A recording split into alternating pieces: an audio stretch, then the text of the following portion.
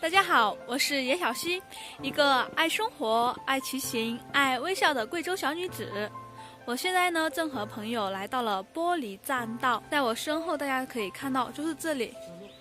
这里呢，它是一个半圆形的一个椭圆栈道。现在先走在这个走廊上面，先看一下这周围的环境，然后一下我们就去抓螃蟹。那我们一起走吧。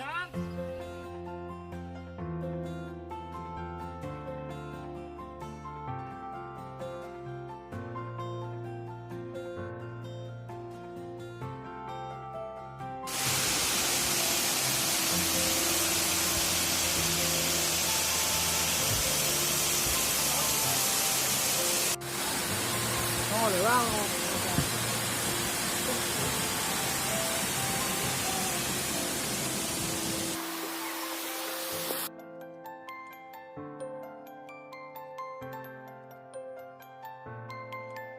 今天我们来这呢玩的真的是很开心呀，不亦乐乎。